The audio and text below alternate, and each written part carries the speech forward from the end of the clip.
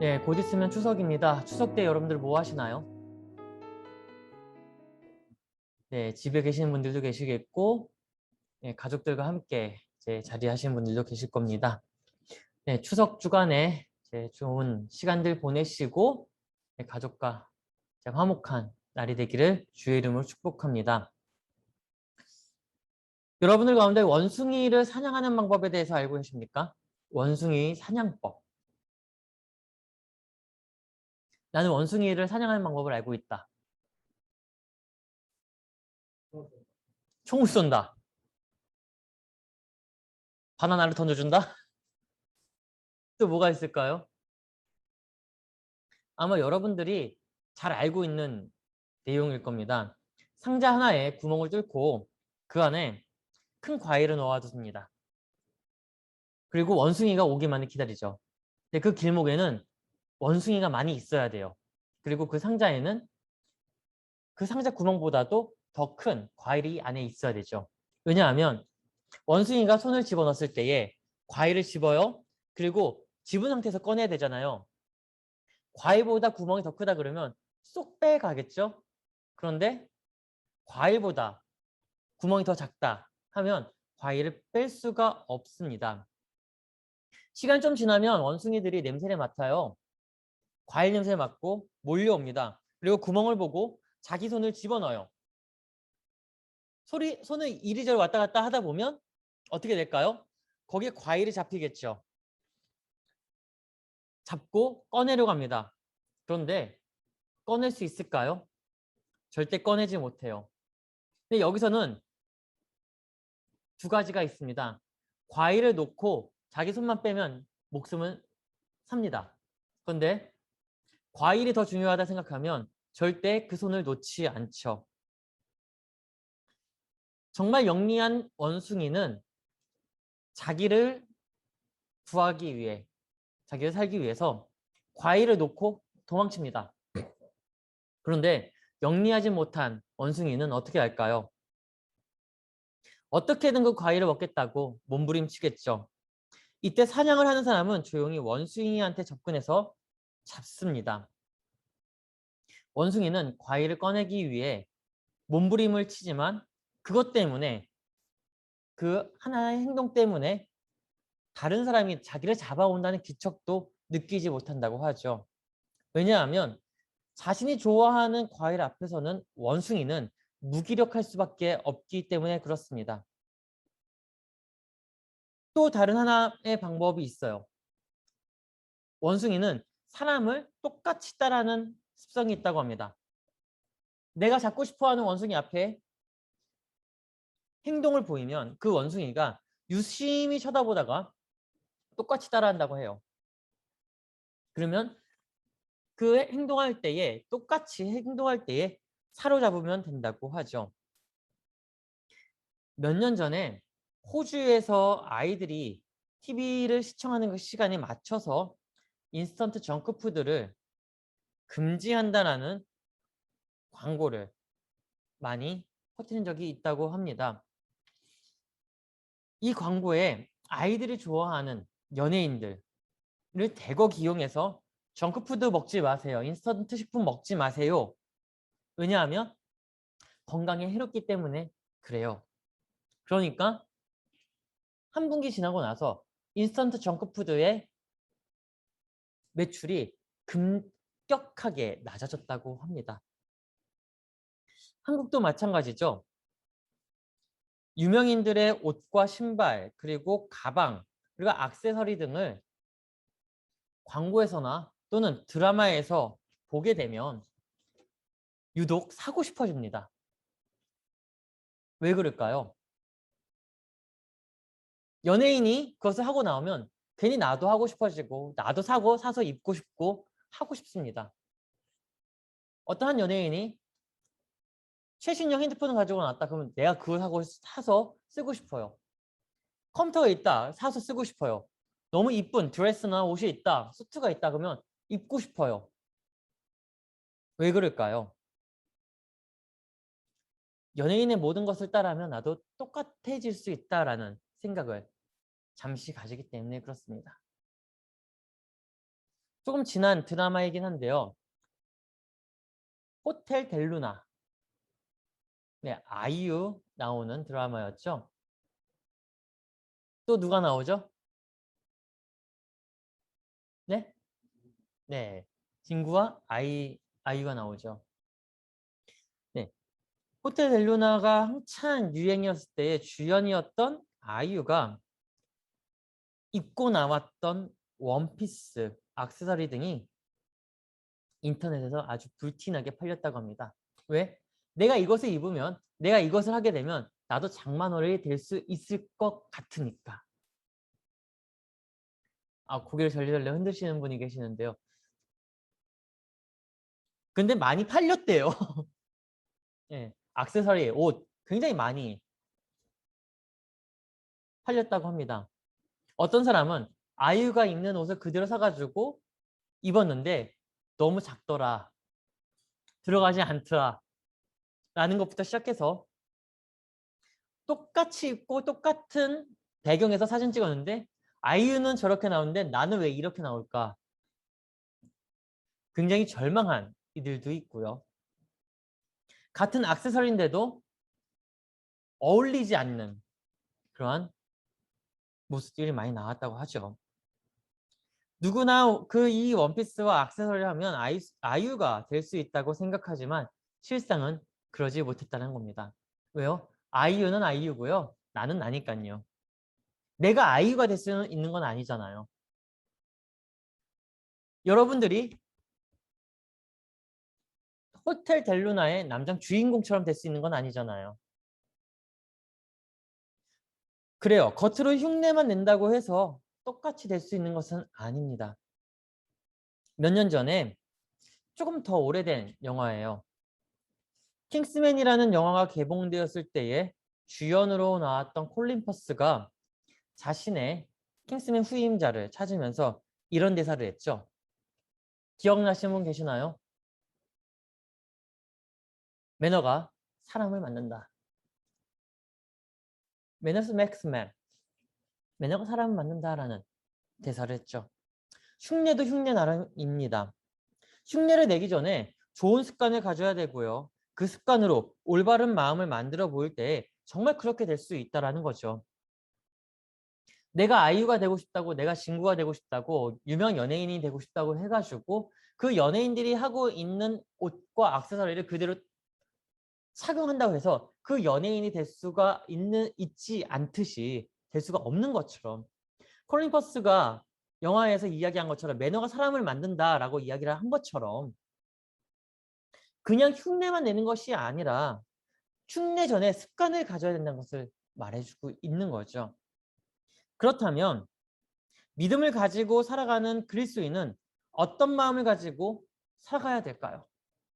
내가 믿음을 가지고 살아가고 있다, 그리스도를 믿고 있다, 그리스도를 따라가고 있다라고 한다면 어떻게 살아가는 모습을 보여야 될까요? 오늘 본문을 보겠습니다. 같이 함께 읽을까요?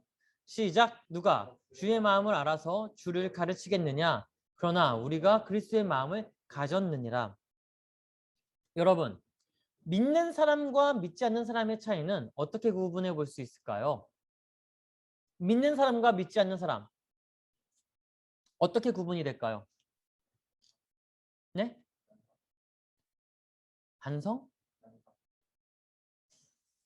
좀 얘기 애매한데요, 이거. 어떻게 구분이 될까요? 믿는 사람도 믿지 않는 사람도 똑같이 다녀요. 그렇다 믿는 사람이 해가지고 여기에 명찰 들고 있는 거 아니잖아. 나는 그리스도인 누구누구입니다. 나는 예수를 믿는 이규석입니다. 나는 예수를 믿는 손민복입니다. 나는 예수를 믿는 손아영입니다. 이렇게 붙이고 다니지 않잖아요. 어떻게 믿음이 있는 사람과 믿음이 없는 사람의 차이를 알 수 있을까요? 마음가짐? 네, 비슷해요. 네? 행실? 믿지 않는 사람이 더 착하게 살 수도 있는데요. 네, 마음가짐도 있지만 그보다 먼저 내가 누구를 따라가느냐라는 거죠. 누구의 지혜와 마음을 가지고 살아가느냐라는 거예요. 다시 얘기하면 그리스도의 습관을 가지고 있느냐 아니면 그리스도의 습관이 없느냐에 따라서 믿는 사람과 믿지 않는 사람의 차이가 확연하게 드러난다는 것입니다. 믿는 사람은요. 어떠한 일이 생기면요. 기도를 합니다. 어떤 일이 생기면 말씀 안에서 그것을 해결하고자 찾습니다. 그런데 믿지 않는 사람은요. 배운 것과 경험한 일들 토대로 해결하려고 해요. 물론 믿는 사람도 마찬가지겠죠. 똑같이 믿는 사람도 배운 것과 경험이 좀 더 앞서 나갈 수 있어요. 그런데 그렇게 하면서도 기도한다는 거예요. 그렇게 하면서도 말씀 안에서 그 해답을 찾기 위해서 노력한다는 거죠. 사도 바울은요. 그리스도 예수를 만난 뒤에 자신의 삶의 모습을 뉘우치면서 변화된 삶의 가치관을 고백을 하고 있습니다. 어떻게 고백을 하고 있냐면 빌립보서 3장 5절에서 8절을 보면 이렇게 이야기를 해요.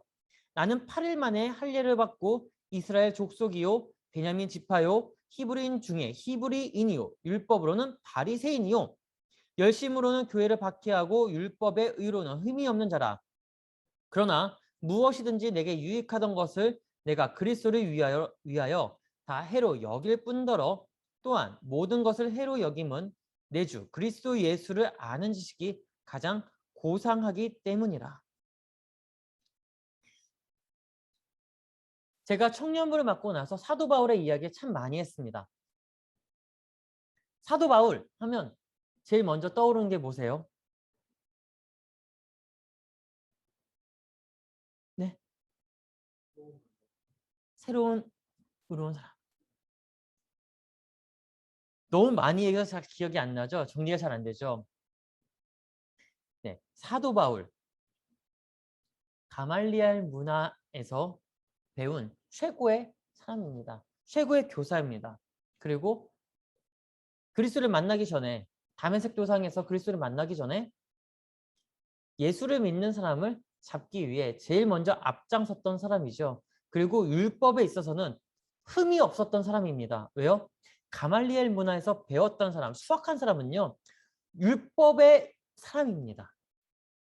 바리새인 중에 바리새인이에요. 그 율법을 하나부터 열까지 다 지킨다는 사람입니다. 그만큼 자부심이 대단했던 사람이라는 거죠. 그런데 그가 다메섹 도상에서 예수를 만나고 나서 어떻게 고백을 하나요? 8절 볼까요? 모든 것을 해로 여김은 내 주 그리스도 예수를 아는 지식이 가장 고상하기 때문이다. 뭐라고 고백을 해요? 그리스도를 아는 지식이 가장 고상하다. 가장 크다라고 이야기를 합니다. 그렇습니다. 저도 여러분도 예수를 알아요. 그리스도를 믿어요. 그리스도의 피로 인하여서 구원을 받았다는 것을 압니다. 그런데 살아가는 모습을 보면 여러분들이 그 모습을 볼 때에 어떻게 살아가고 있는지 너무나 잘 알고 있잖아요. 어떻게 살아가고 있습니까? 그리스도의 지식이 더 고상하기 때문이다라고 고백하는 바울처럼 그리스도의 지식을 가지고 살아가고자 노력하나요? 아니면 내가 이 사회에서 학교에서 배웠던 모든 지식과 경험들을 가지고 살아가고 있나요? 아마 후자인 쪽이 더 가깝지 않을까요? 저도 그래요. 목사지만 신학을 한 사람이라고 하지만 경험이 너무 앞서 나가요. 배운 게 앞서 나가요. 왜요? 그것이 습관이 됐으니까요. 배운 것이 습관이 된 거예요. 근데 그 습관을 버리라는 것이 아닙니다. 그 습관에 하나를 더 껴 넣으라는 거죠. 어떤 습관이요?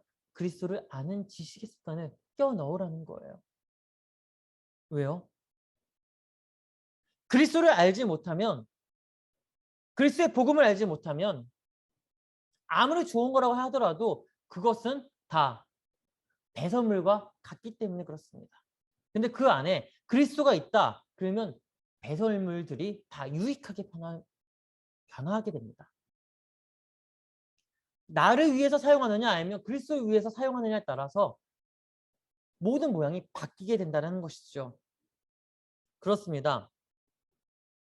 우리가 그리스도를 믿고 살아간다라고 하지만 그리스도를 위해서 살아간다고 하지만 실질적으로는 그리스도가 뒷전일 때가 많이 있습니다. 왜요? 나에게 유익하지 않으니까요. 나에게 이익이 없으니까요. 그리스도의 마음을 가지고 살아가자라고 하지만 실제로 그리스도의 마음을 살아가지고 갈 때 얼마나 해가 되는 게 많이 있어요. 그런 얘기하기 많이 안 들어요? 싸웠어. 너 예수 믿잖아. 너 교회 다니잖아. 교회 다니는 사람이 어떻게 그래? 예수 믿는 사람이 왜 양보를 못해? 왜 희생을 못해? 왜 헌신을 안 해? 예수 믿는 사람이 바본가요? 그리스도에 믿는 사람이 욕을 해서 죄송하면 병신인가요? 이상한가요? 왜 그리스도에 믿는 사람이 더 희생을 해야 되고 왜 그리스도를 믿는 사람이 더 헌신해야 되고 그리스도를 믿는 사람이 왜 더 양보를 해야 되나요? 왜 그래야 되죠?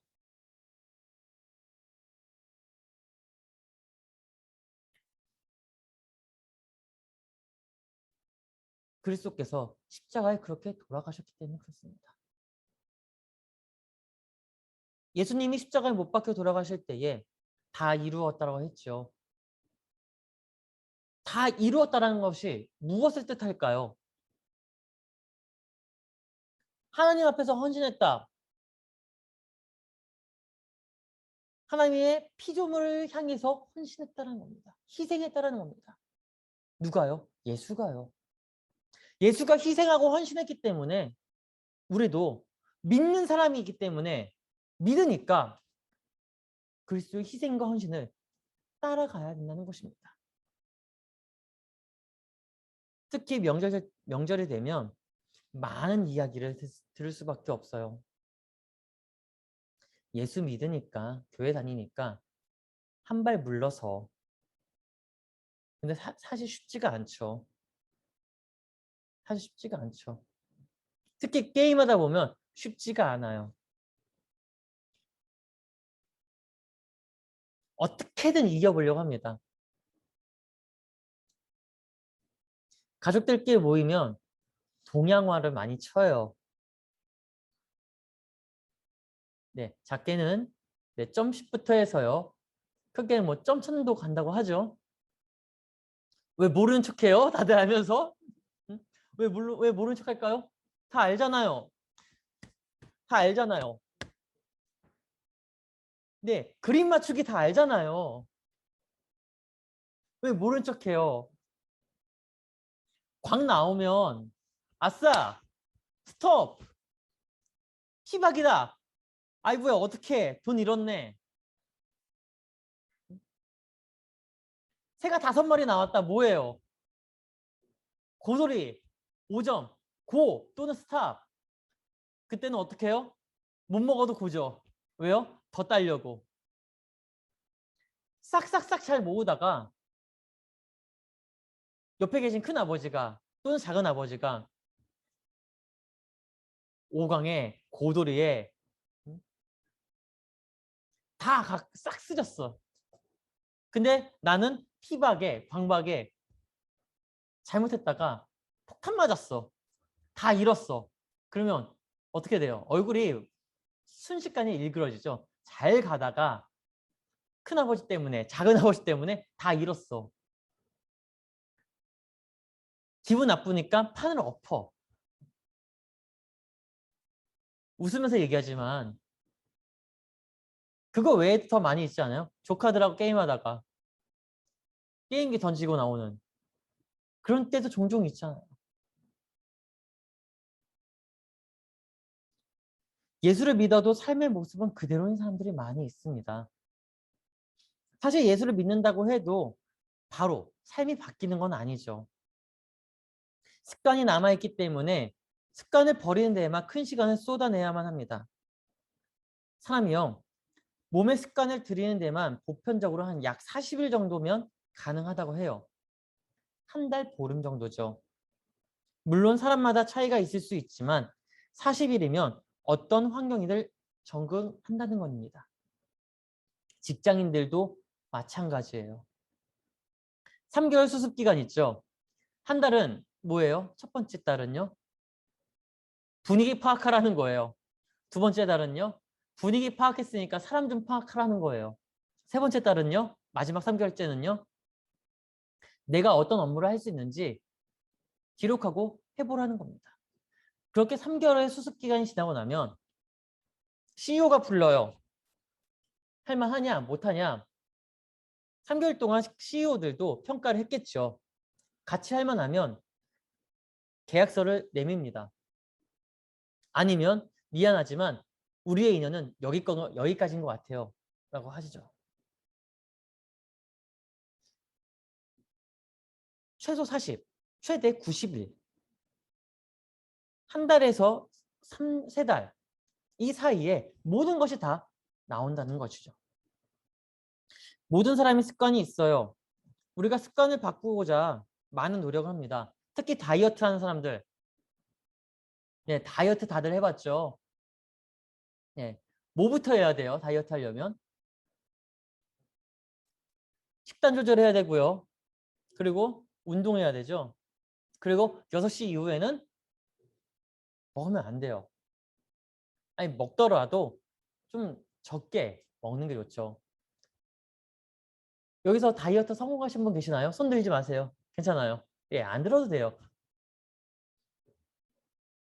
네, 다이어트 성공했는데 요요 현상 오신 분들 계시죠? 네, 저도 온 적 있어요. 엄청 와요. 예, 웃지 마시고요. 너무나 피부에 와닿죠? 할 수 있을 것이라 생각했는데 3일 만에 포기한 사람 많아요. 왜요? 왜 포기할까요? 처음에는 포기로 시작해요. 자, 고구마, 계란, 아침에 샐러드 먹자. 첫째 날, 아, 할만하네. 두 번째 날 할만하네. 세 번째 날, 이거 할 수 있을까? 네 번째 날, 이거 중간에 포기하는 거 아니야? 5일째, 피접이 상골되면서 6일째, 야채만 봐도 던지고 싶고, 7일째, 계란 보니까 냄새 나서 던지고 싶고. 그래서 다이어트 하는 사람들이 항상 하는 말이 뭔지 아세요? 다이어트는 내일부터. 네. 내일부터 하다가 정 안 되면 다음 주 월요일부터. 그렇게 1년 52주 365일이 지나가는 겁니다. 습관 참 무섭습니다. 운동하는 사람도 마찬가지예요. 첫날 운동할 때 참 힘들어요.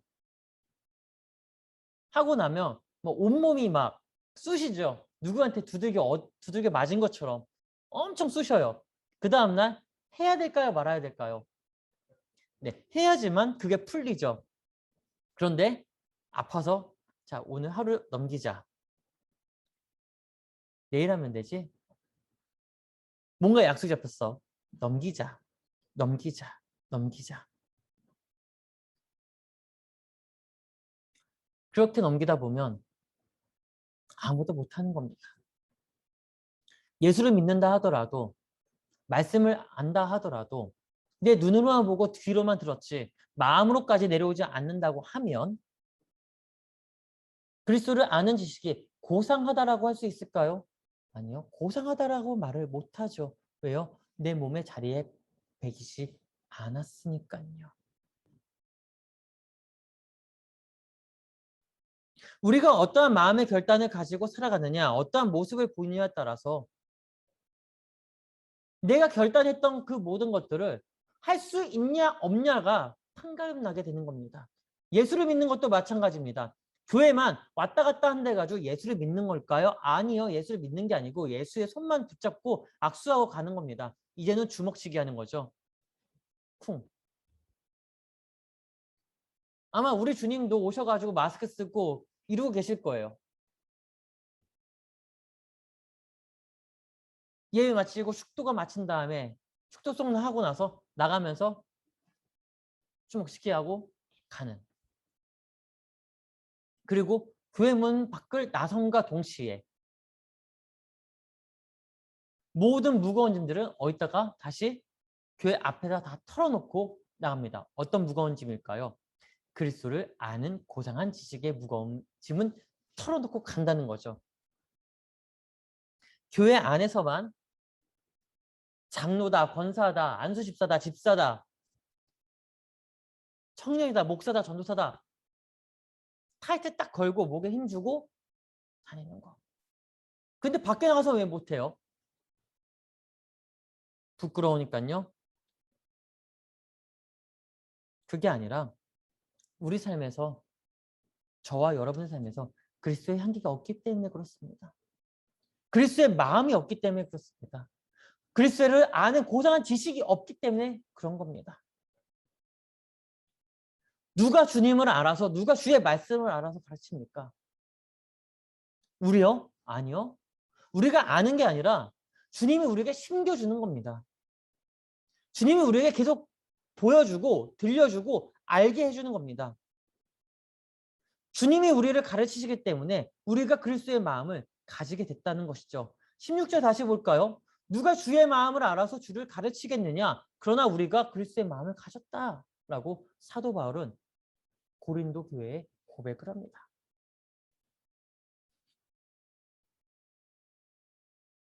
우리는 살아가면서 수많은 사람들을 만나고 관계를 맺으면서 살아가죠. 그런데 그들과 함께 무언가 하면서 내 안에 살아계신 그리스도를, 내 안에 살아계신 그리스도의 마음을, 그리스도의 사랑을 전해본 적 있으십니까? 그리스도의 마음과 삶을 충실히 배워서 삶에서 실천해 보신 적 있으십니까? 굳이 내가 예수 믿으니까 예수 믿으세요라는 그 말 하지 않아도 돼요. 못해도 괜찮아요. 입에서 안 뱉어도 괜찮아요. 그런데 모습에서는 조금은 달라진 게 보여야죠. 가족들과 모였는데 게임하는데 내가 이기지 못했다고, 나한테 승기가 안 들어왔다고 판을 엎어버리는 거. 내 앞에 고기 반찬 없다 해가지고 징징거리는 거. 먹기 싫은 야채만 잔뜩 쌓여 있다고 박차고 일어나서 햄버거 먹으러 가는 거.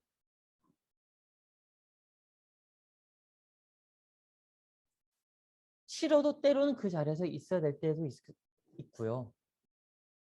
마음에 들지 않더라도 져야 할 때도 있습니다.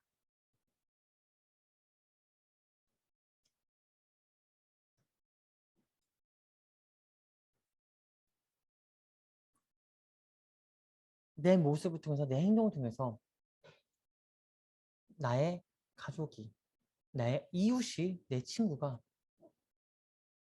다르게 본다는 것이죠. 사랑하는 여러분, 이번 추석 때, 이번 명절에는 우리가 그리스도의 마음의 본을 보여주는 것은 어떨까요? 우리 안에 그리스도 예수의 마음을 품고 먼저 다가가 보는 것은 어떨까요?